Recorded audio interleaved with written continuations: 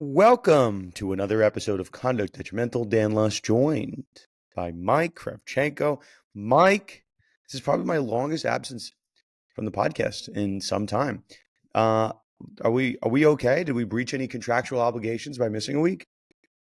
I don't know. I mean, all the sponsors might be a little upset, but no, we're back. It's definitely, yeah, at least in our time together, the longest hiatus from yourself. And yeah, I wasn't sure if we were going to be continuing, but No, no, no, Tuesday no. we're here recording. So yeah, I think I remember what happened on that Thursday right before. So I went to Puerto Rico last week. Um, we recorded. I think we had the Valentine's Day episode, correct?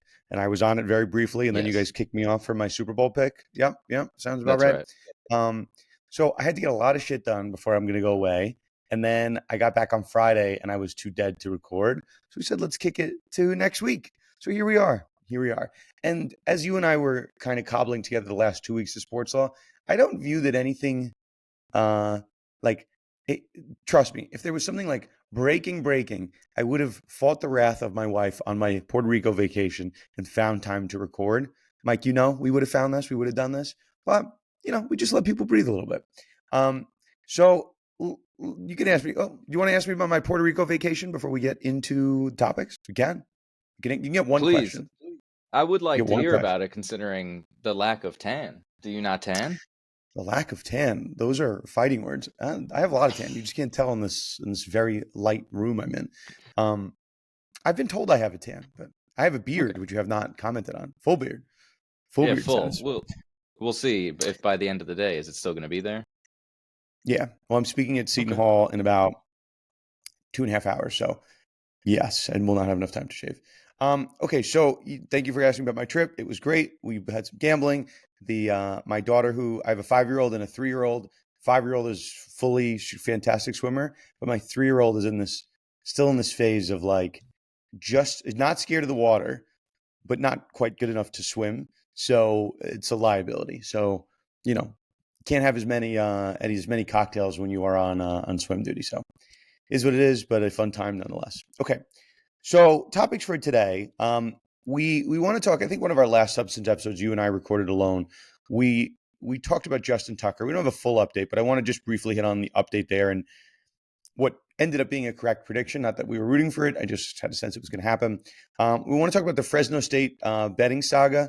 I want to kind of give a general update on like the revenue sharing stuff, the house stuff. I get a lot of calls from it professionally on the Title IX side. I just want to kind of give a temperature check on the college sports world. And then I found what I thought was a fun lawsuit. Mike, I don't know how fun you thought it was, but I think the Hulk Hogan, what's the brand? American beer? What are they calling the Oh brand? yeah. Oh yeah. Yeah, I Real think that American lawsuit beer. is I think that lawsuit is a fun one. We will talk about it, and then Patrick Beverly has another interesting lawsuit that we will touch. And if we have time, there's maybe one other topic I want to get into. But with that said, reminder show sponsored by Themis Bar Review, who I can confirm is not mad at us that we have not recorded in a week because everyone's entitled to a vacation, even you and I. So, Themis Bar Review, if you're looking for a promo code, I've been told I will get one. But for now, we are on a you ask me, I will give you one basis. So if you want a promo code, I'm happy to give you one. Themis Bar Review, top bar prep company in the galaxy. Okay, let's start here. Mike, what is the number of accusers that we are up to in the Justin Tucker potential Hall of Fame kicker, his saga with massage therapists? Yeah, we're up to 16 now, so it's Ooh, growing every day. Yeah, we're starting to get into the Deshaun Watson numbers. So yeah, it's spanning, like we mentioned, all the way back to, I mean, 2012 to recent. So it's up to 16 and currently growing. So obviously you don't wish for more and more, but it's, you called it a couple weeks ago when this really first came out that we're definitely likely to see some more accusers come out, and here we are, about 3 to 4 weeks after the initial story broke, and yeah, we're up to 16 now, and all, yes, the same similar story and similar situation of the massage therapist. So here's a statement that came out. I guess this looks like it was yesterday from Tucker. I maintain I did not act inappropriately at any point before, during, or after a professional bodywork treatment session, nor have I ever been told I am unwelcome at any massage therapy provider. These claims are simply not true. I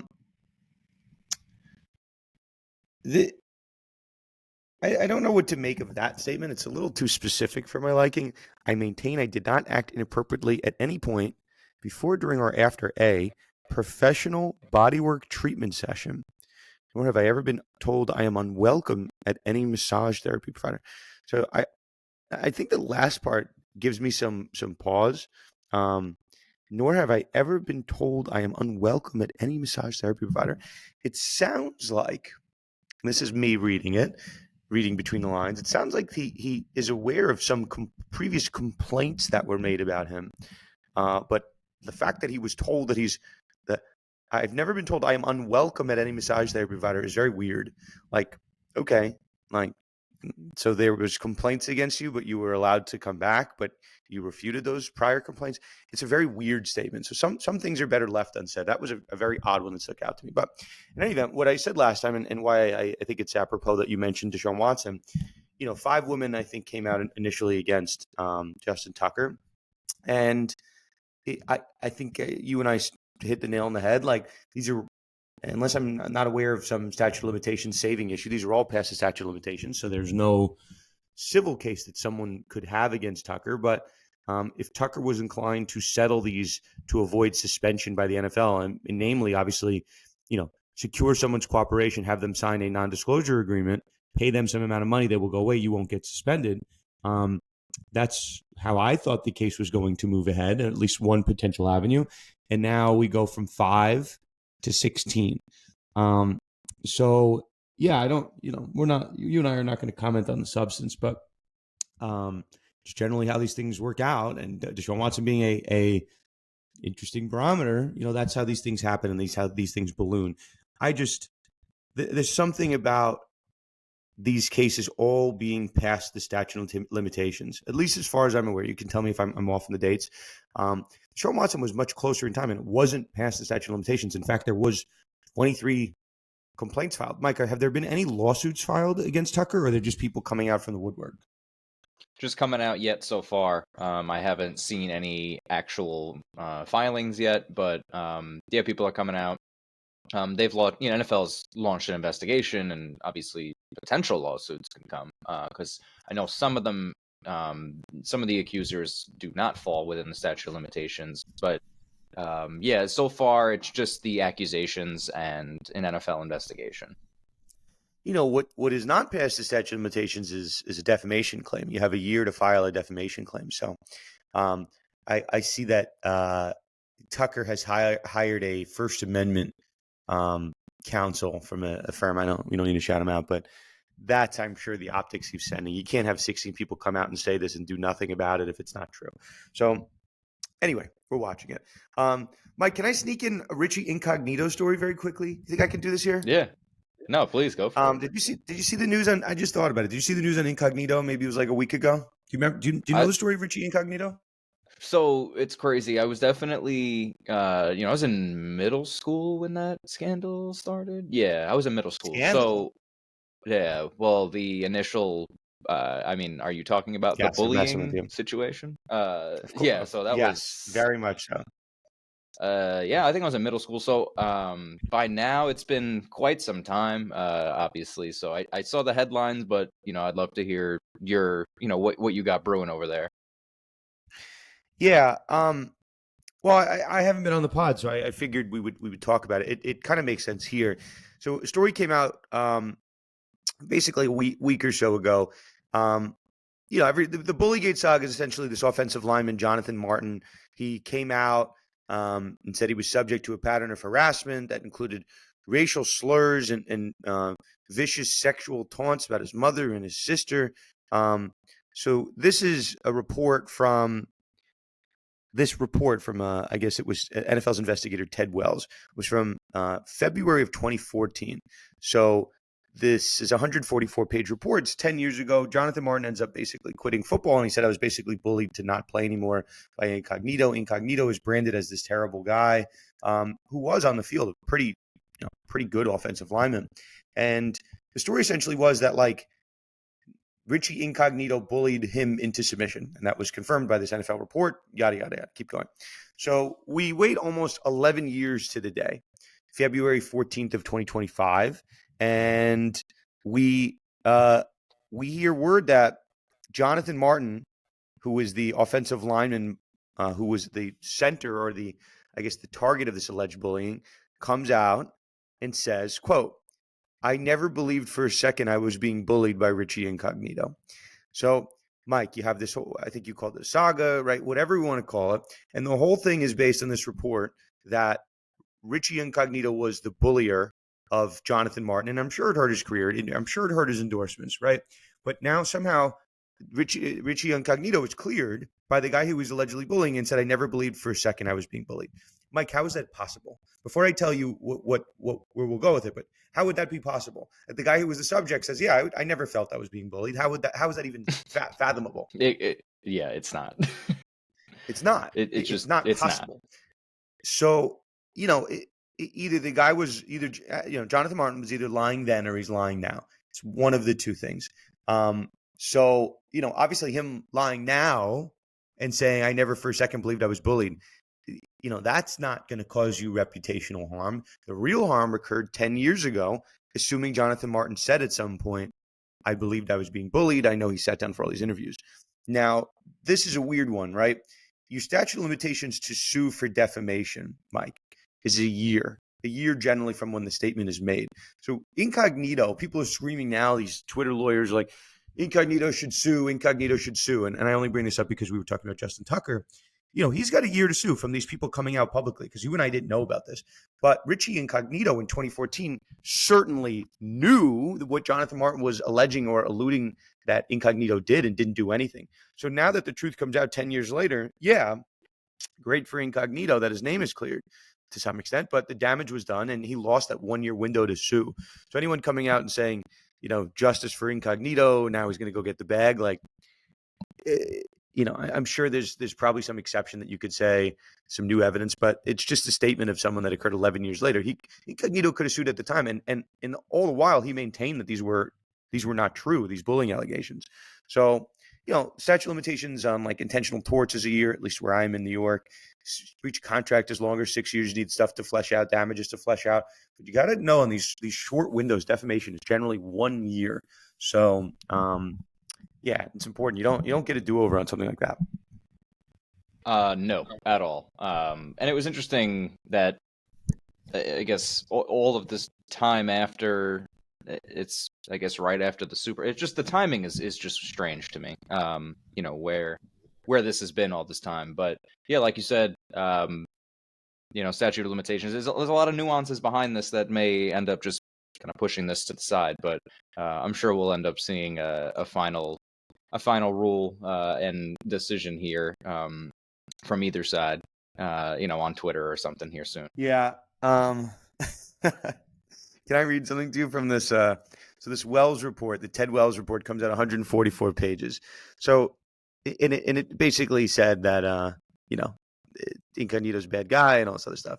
So Incognito could have sued Ted Wells. He could have sued a lot of people, anyone that was coming out and saying this. So this is from 2014, right? This is why I always want people to read. If someone files a defamation suit, we pay attention. If someone's saying this is not true, this is malicious lies, and they don't file the defamation suit, you are fair to wonder whether the thing is actually true and they're just hiring a defamation attorney for optics. So this is from Incognito's attorney at the time that the report was released. Okay, you ready for this, Mike? Yeah, please. Incognito's attorney, and remember, this is in 2014. Incognito's attorney, I won't say his name, just don't want to get the guy in trouble, released a statement saying Wells's report was, quote, replete with errors, and said Martin is the player involved, quote, was never bullied by Richie Incognito or any member of the Dolphins offensive line. Interesting. So, yeah, I don't know. I always feel like it's important for a defamation update. Every so often these stories happen. And, we had two that are bouncing around the public sphere. Okay, Mike, let us kick it over to betting. You know, one of my favorite topics. There's been a lot of whispers in the college sports arena, specifically college basketball, about sports betting scandals. This was one that really kind of took my interest, and people are talking about it. It seems like we might be at the tip of the iceberg. But Mike, tell us what's going on in Fresno State basketball. Yeah, you're right. We're still at the tip of the iceberg with all of this as an industry, but also with this one, this specific gambling scandal. Fresno State men's basketball, obviously, as we mentioned, a sports betting scandal, but here there's 3 players that are implicated to be within the gambling activities. So the biggest thing here is that they're betting on their own games, and we talk about this all the time. Players, coaches, referees, whatever, they're just betting on their own games is an immediate red flag that's going to every single time. And for this one, it's already resulted in suspensions, dismissals, and of course now there's an ongoing investigation from the NCAA, the California gaming regulators, and now they're going to be getting law enforcement involved. I mean, it's following a national trend like we were mentioning. Like, I mean, how many times on this podcast over the last 6 months have we mentioned some player in any level of sports, but especially in college, betting either on their own games or having a betting account? We were talking a few weeks ago about an umpire that was fired for also betting or having a betting account. He didn't bet himself, allegedly, but regardless, the betting it really is the tip of the iceberg, and I really do feel it's only going to get worse. So for Fresno State, this is all happening within the last week, 2 weeks. So in early February of this year, all of the internal concerns were raised that they had received reports of a possible gambling activity involving their players. So the university themselves actually launched a review before reporting the findings to the NCAA, and they found that at least 3 players were now under investigation for gambling violations. And that's huge. I mean, they suspended 2 of them right away and then dismissed one from the team. So, kind of curious about that, but we'll get a little bit more into that. That it's the biggest thing on this is that they're suggesting a much larger network of student athletes across multiple teams. So, not just Fresno State, probably not just in California, but there's a possible huge network of student athletes across the country right now that are taking bets on their own teams, on their fellow fans or I apologize, colleagues' teams or friends or whatever it is across the entire country. And I mean, this is a huge problem. We talk about it all the time. There's a significant uptick in gambling related scandals, and especially cases like at Alabama baseball, Iowa. We talked about pretty in depth the Jonte Porter thing on here. So it's continuing. This isn't just a first. This isn't, even. This just continues to build and build and build. Every single team, it seems like, at some point is going to be dealing with this. But one of the things that's unexpected in this one, as compared to maybe the Iowa and Iowa State issues, is that one of the more unexpected angles is the fact that one of the players that are actually in connection to the betting scandal was actually also convicted in a deadly DUI crash. So Did we're not know sitting that. here like trying to tie those two in, but there there's no direct link. However, the past gambling connections and legal history are kind of raising questions behind that. So if investigators do find a larger gambling network across the country, I mean, this could become a federal issue. It could become, if it's seriously like this, I mean, organized crime, and Well, just it, continues. I it's mean, we, the iceberg, like you said, it's just really the tip of it.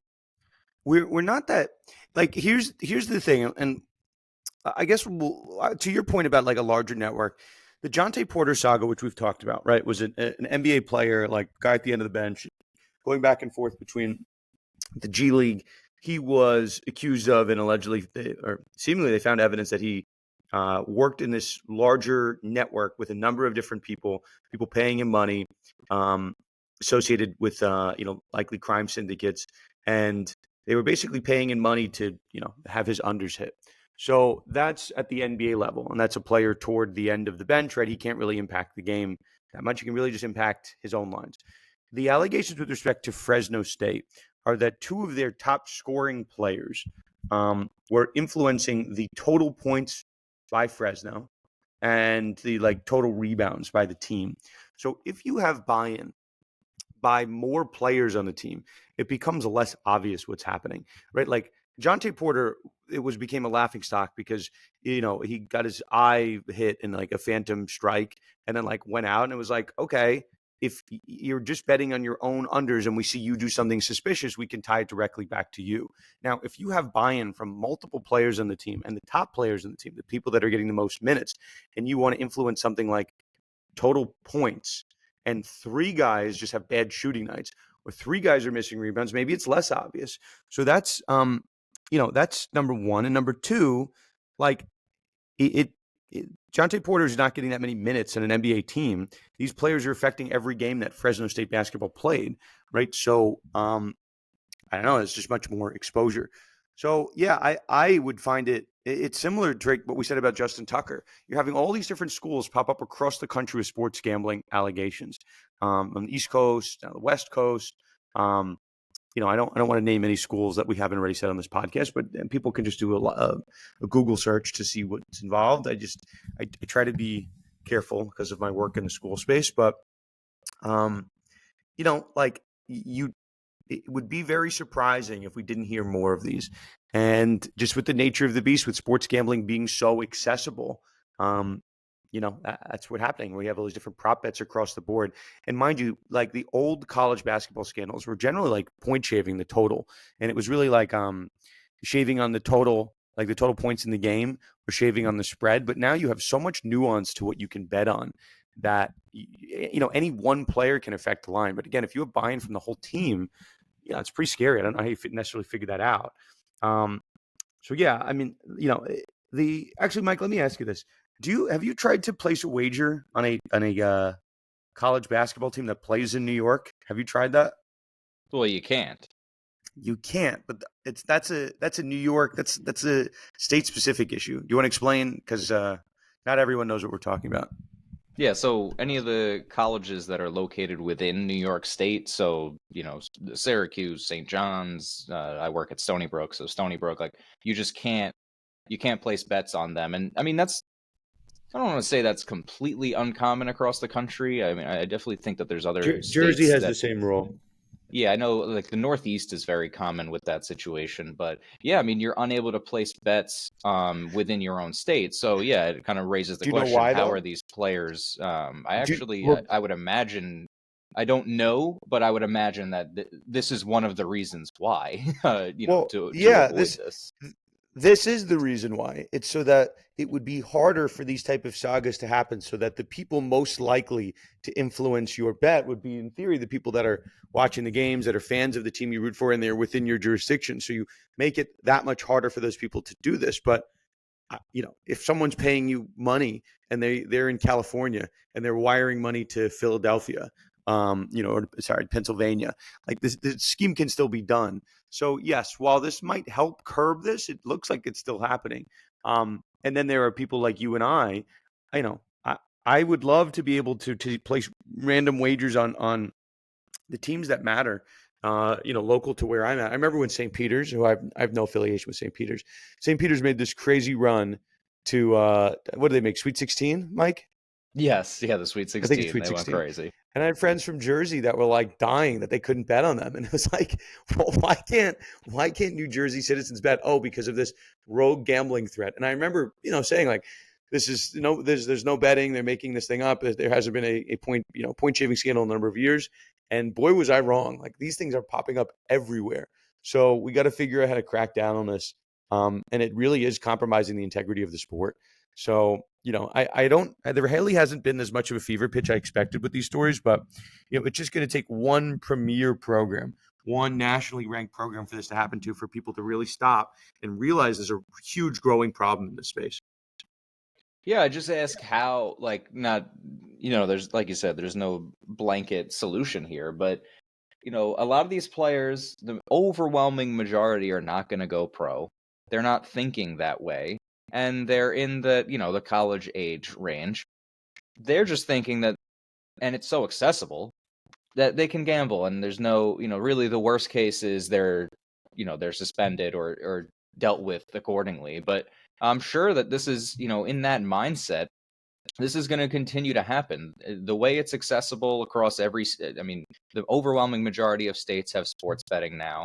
The overwhelming majority of players are not going to go pro. So I can't imagine that they're so concerned about their integrity and future in terms of at least athletics. So I think it's going to be really hard to crack down on this type of stuff from at all levels. And that's another thing. There's so many different levels of collegiate athletics that, there is a difference between an Alabama football and a Fresno State basketball team doing things like this. So from top to bottom, I think it's going to be really hard.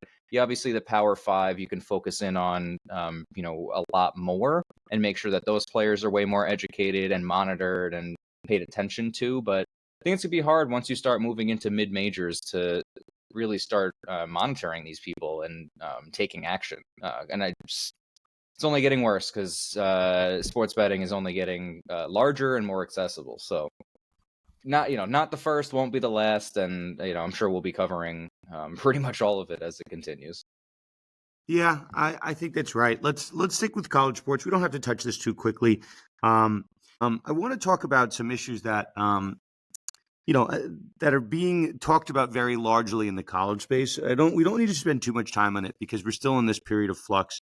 Um, you know, I had my friend, my former law professor, Mark Edelman at Fordham. He points out correctly on Twitter today that, on April 7th, right, the House settlement is tentatively supposed to be approved, and there are people fighting to make sure it doesn't get approved. And I think the Conduct Detrimental Resorts World and Casino had it at one point that the settlement was going to be approved at like minus 250, and now it's closer to like minus 150. And then there's always this fear that the settlement could get pushed back. But neither here nor there. Edelman points out, right, that there's likely going to be an appeal one way or the other of any decision made at this level. So whatever. I just point this out that we're still in flux. You can pay attention to April 7th. I think there are a lot of people that are hoping this gets wrapped in time for the fall so we can move ahead with these revenue sharing contracts and whatnot, but it's still very much in flux. That said, I want to talk about how some of these schools are using this revenue sharing model. Okay. So there's $20 million that essentially a school can allocate up to $20 million of their revenue to give to athletes. So I had an interesting conversation with someone in the college space about a week ago, and they asked me, is the revenue sharing model, if the schools are paying it, is there going to be a world where that's subject to Title IX? Mike, are you generally familiar with Title IX? Yeah, for sure. So, there was a movement in the Biden administration to have Title IX impact NIL payments, and that has since been pulled back in the Trump administration, which is pulling back a lot of things of the Biden administration and creating just general upheaval. And again, this is not a political podcast, but we are a legal podcast. We're trying to find the right answers. So the question was whether this $20 million payment was going to apply to Title IX. And Title IX, I don't profess to be a Title IX expert, but essentially is this concept that money between men's and women's sports have to be spent somewhat equally. You can't just spend predominantly on men's sports. Now, for the last 4 years since NIL has taken place since July 1 of 2021, NIL payments have not been subject to Title IX because collectives are paying the sports that they want to get the top recruits in and the ones that generate the most money for the school. So that by and large is football and men's basketball. And then, certainly women's basketball, there is NIL money, baseball, golf, you name it. But the main sports, like the lion's share of money, goes to men's athletes, specifically in football and basketball. So, Mike, do you think that this should change? Right? Those are collectives. Those are boosters. Those are non-school entities that are paying that money. So that's why, this Biden guidance came out. We thought it was going to be at least give some guidance. But now when the schools, Mike, are paying out the revenue and the schools coming out of their budget, the schools are the ones that are writing the check. What are your thoughts of whether Title IX should apply? And Title IX obviously does apply to schools, but do you think that should apply to money earmarked for athletes? Yeah, I think it should, because where you say no, and then where does that end? Like Title IX, especially, we always want like like college sports. What's great about them is that it's college. That there's student athletes. They're attached to the university, and I think if you try to remove that within athletics, I mean, it gets a little hazy. I mean, let's let's be real. Obviously, college athletes are moving a little bit more into a professional setting and professional life, but yeah, I feel like this, you have to still follow Title IX. It still has to apply. It should still apply. I mean, because from then, if not, I think you're just completely removing yourself from the university and university standards and legal policy, and then you're just really starting to move into a private professional league. Um, you know, I hear what you're saying. I don't know if Title IX needs to apply, but I do think it is. I do think it is not necessarily a given that it won't apply, right? Like Title IX should apply to schools, and it has applied for many many years on schools funding specific to sports. I almost said spunding, but that is definitely not a word. Um, so I want to announce, and the reason why I bring it up today, Georgia announced its revenue share breakdown.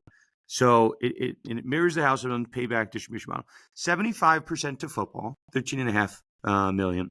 15% to men's basketball, 2.7 million. 5% to women's basketball, 900,000, and 5% to others.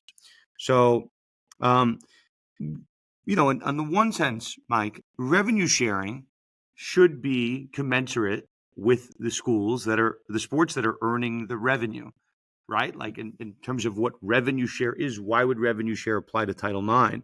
But then again, what is Title IX designed to do? It's designed to protect all sports, regardless of their revenue sharing. So I have seen the comments on social media and elsewhere that irrespective of the pro rata allocation, right? Like if football is making the most money, the athletes should get their share of revenue. I have seen people seeing that we're not quite out of the woods yet on the Title IX discussion. And this is kind of why I wanted to bring it up today. There's aspects of the House case in terms of roster limits and scholarship limits, but all of this stuff in flux. Imagine yourself, you're running a college and you're the athletic director, general manager for one of these programs, I guess I should mention, Mike, while we're talking about general managers, former guest of our show, Michael Lombardi, it just came out today that he's making around 1.5 million to be UNC's general manager. So like schools are paying big bucks, right, for athletic directors, these general managers, and it's all in flux. Like, how can the revenue be paid out? What are our scholarship limits going to be? Like, imagine if you were, the general manager or athletic director of a school, and you're waiting for the House settlement or this, NCAA legislation to be finalized, and the transfer portal I think closes right at the end of March for basketball, right after madness, and Mm-hmm. you don't even know how many scholarships you can give out.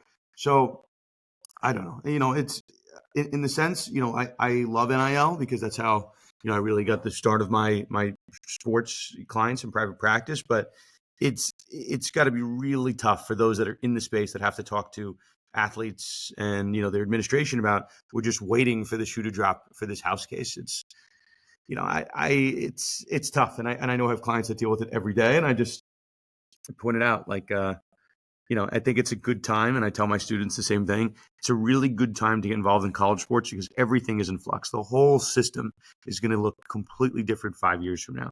If you're a law student, you're a young lawyer, and you're looking for something to write about, there's no better area than NIL right now. I just think the space is so fascinating.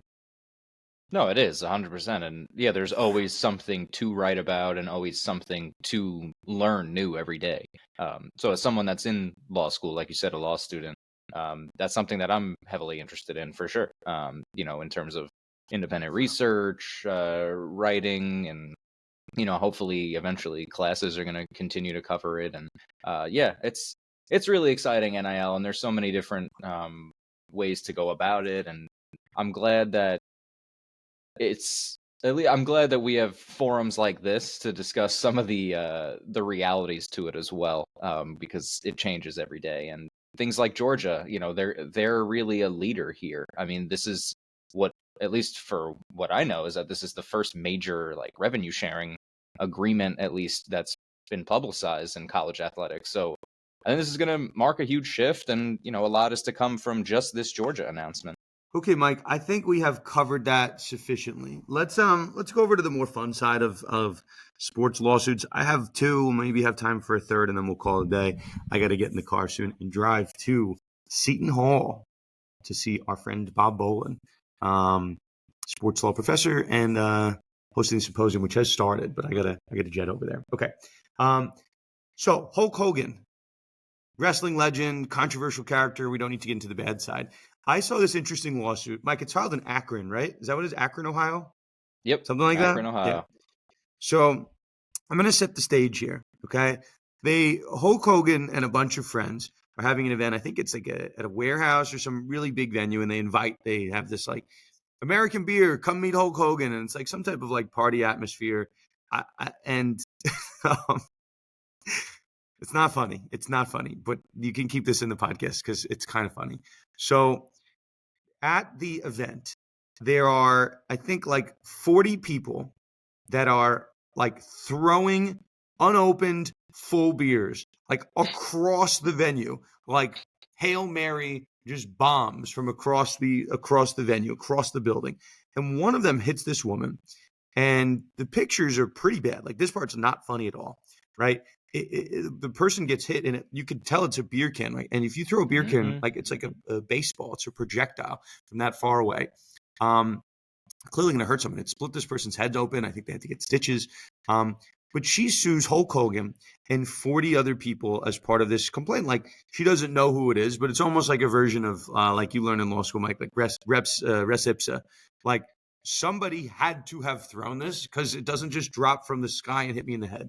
So she's suing the venue for, I believe, negligent security, negligent supervision. Like, how is this allowed to happen where cans were just being like unopened full cans of beer were being launched across a venue?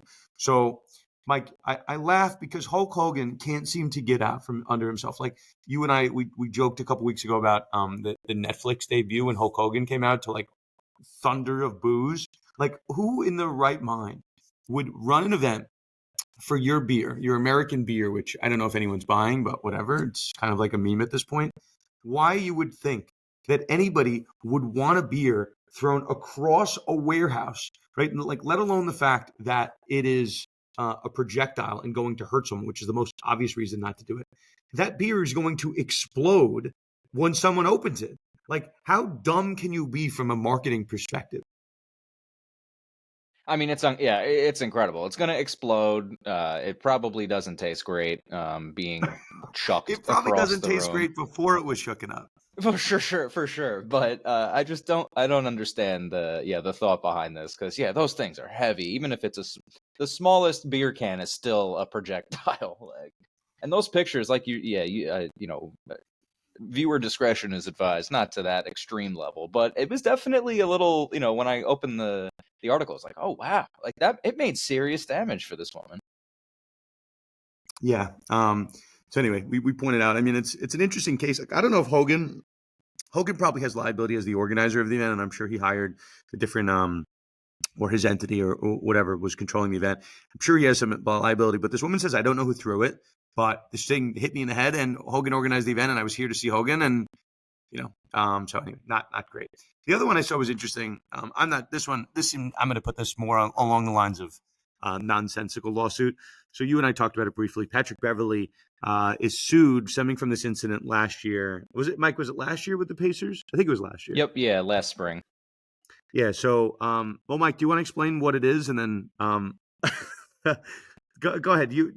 Are you ready? You ready for this?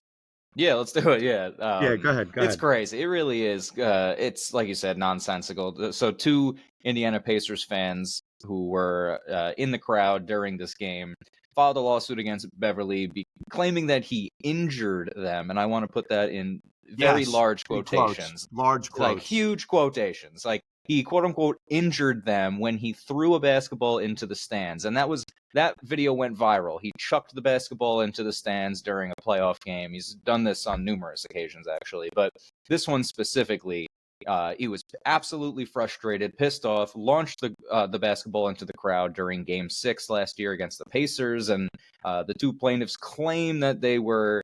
I mean, do they even claim that they were even struck and injured? Because that's where it They gets they really iffy. do. I mean, they claim that they suffered physical and emotional harm, but I had to watch the video before we started recording today. I watched the video probably 5 times, and I'm still not sure if the ball hit them. It the most my rendering, and I'm sure there are other videos if we could do the Zapruder film, but it looks like it misses them, hits a banister or like a railing behind them, and might like bounce off their back or something. It's not a clean shot by any count. We watch balls that are thrown harder in basketball games that hit people in the hands or in the chest that nothing happens. I mean, these are the type of lawsuits. And again, I don't know. I preach on this podcast like, the burdens on the plaintiff and, innocent until proven guilty, all this fun stuff.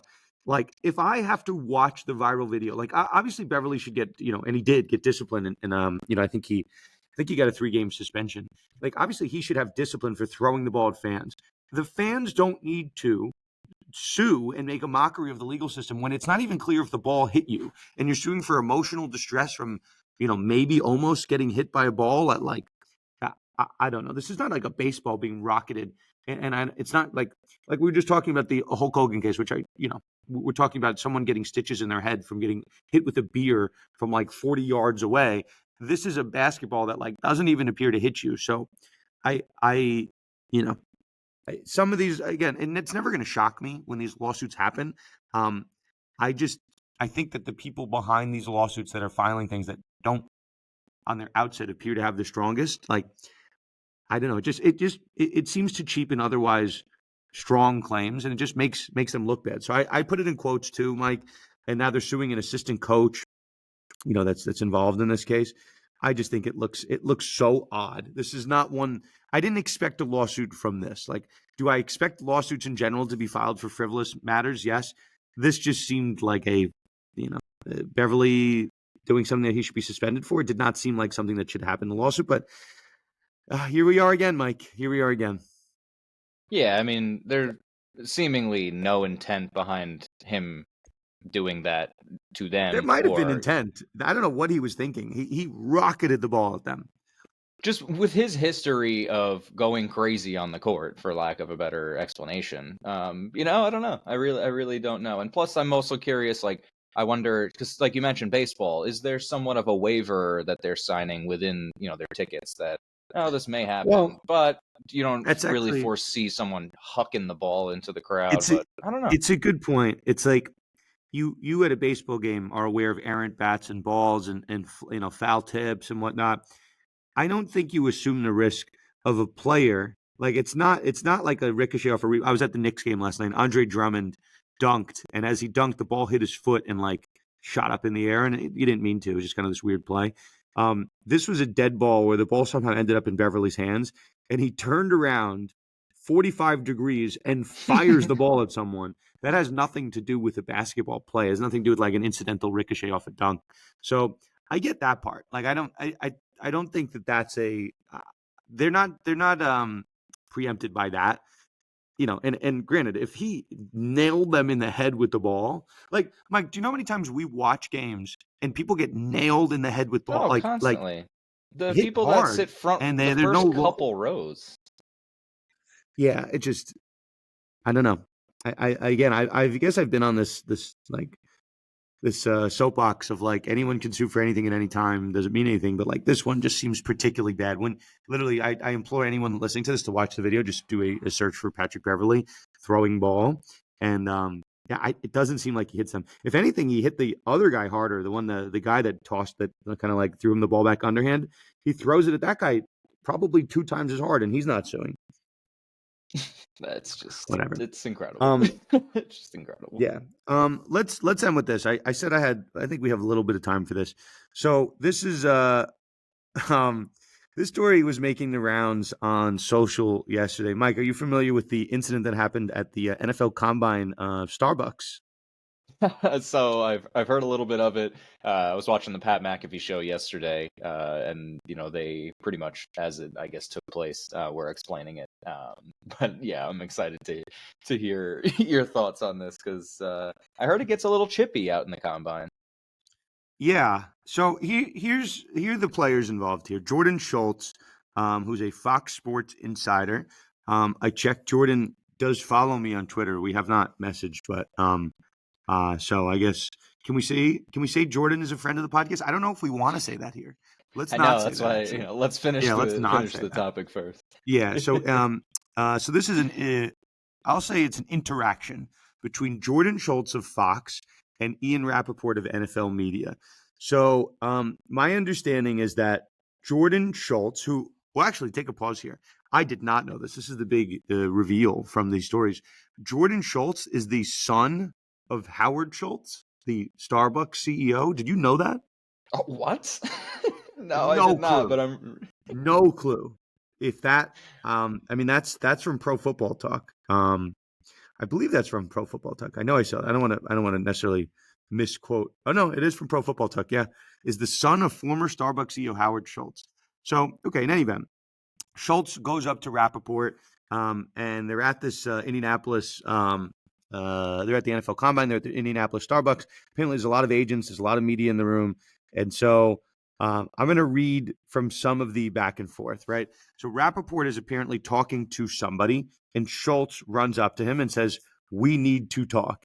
And Rappaport says, "We don't need to talk." And this is from Pro Football Talks reporting. Um, and then they apparently go face to face. And Schultz goes up to him and says, "If you have anything to say to me, say it to my bleeping face. If this continues, we're going to have a bleeping problem."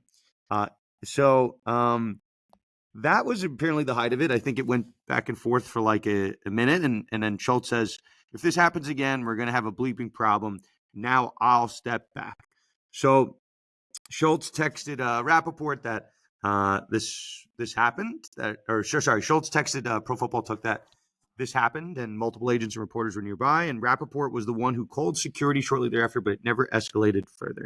Um, so this is kind of odd, right? Media member on media member violence. You don't really see that. Sometimes it's player on media, fan on media, not necessarily media on media.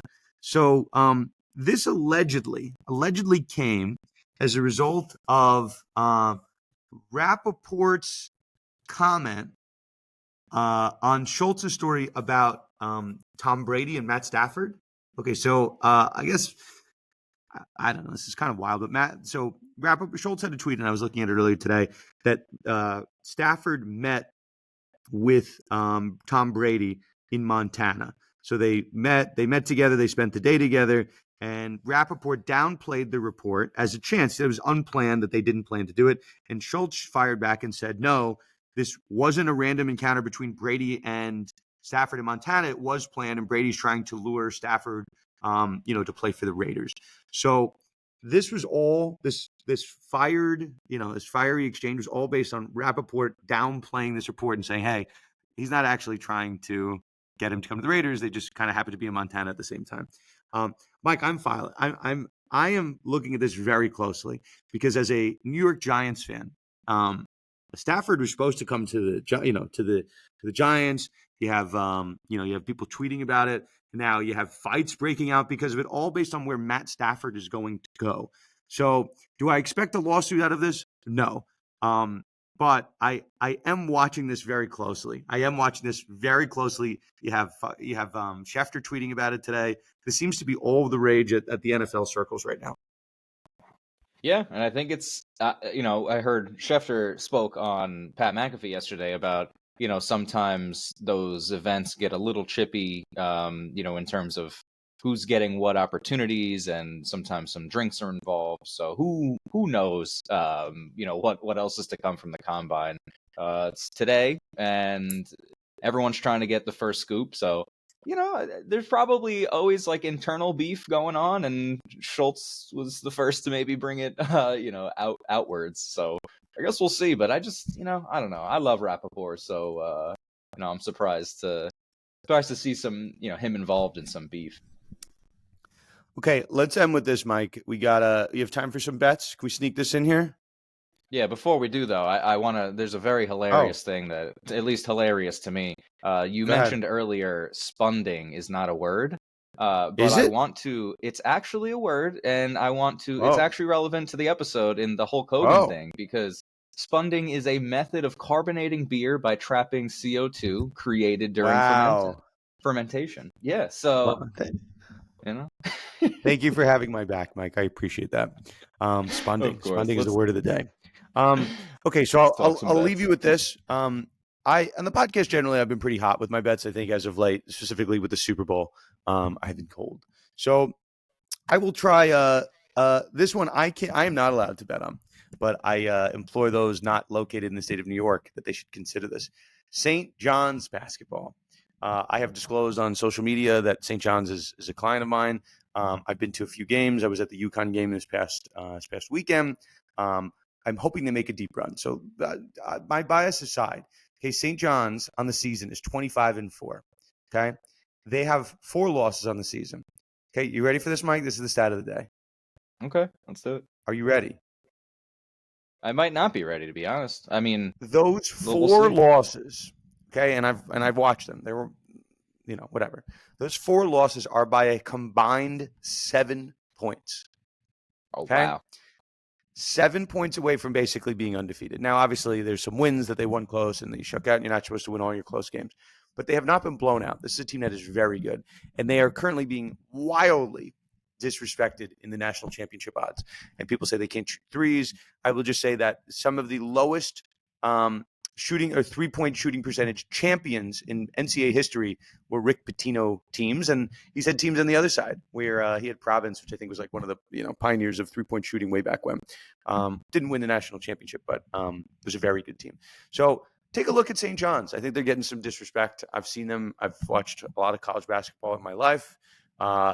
This team is pretty solid. Listen, they could blow up in flames, but I will be there firsthand to support it. And if they make a deep run, Mike, they go to the Elite Eight or Final Four, I might be going down there. Might be. Okay. So take a look at St. John's. Take a look at St. John's, and I'm going to give you one other bet as we are on the way out. We're basically right at 1:00 on our time. We're recording this on Thursday, February 27th.